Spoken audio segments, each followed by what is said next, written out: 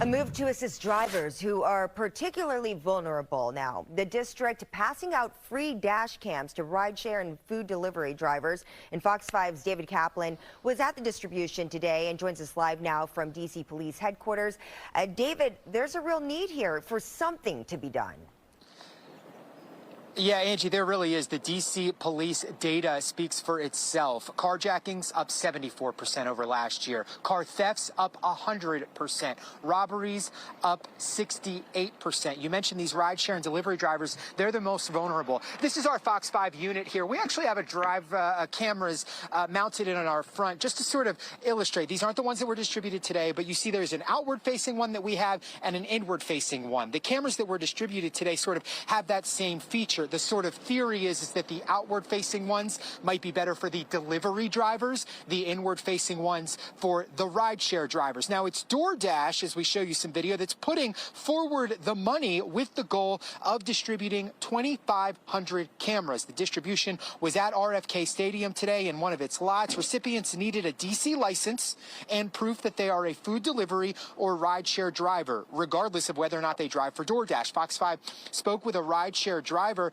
who says that she was carjacked back in March. She got her car back thanks in part to leaving her phone in her car, enabling it to be tracked and recovered. Sumaya Lane lives in the area in Northeast. She says that this is a small but important addition to her car.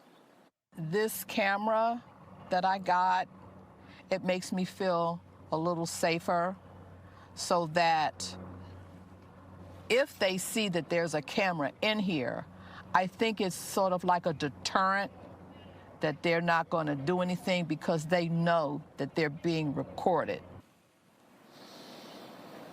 Let's talk a little bit about the intent here from the district. The district views it as part deterrent, as she just talked about, but also part helpful to investigators to help them solve crimes should they arise. DoorDash actually gave the district a $500,000 grant to make this all happen. DC is the first market that DoorDash is doing this with. The district was responsible for distribution, which is what happened today.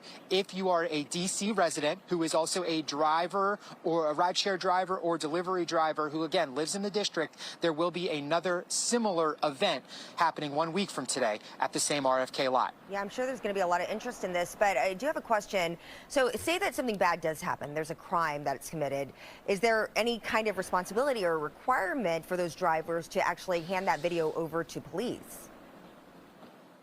You know, Angie, there is not a requirement, and it's a good question because the district does have a sort of rebate program where people with doorbell cameras can register with the city to get the rebate, which in turn, the theory would be, would help investigators solve crimes if they know where there may be cameras.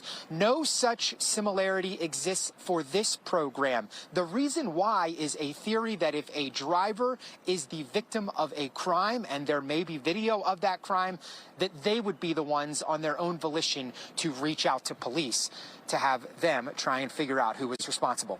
Angie?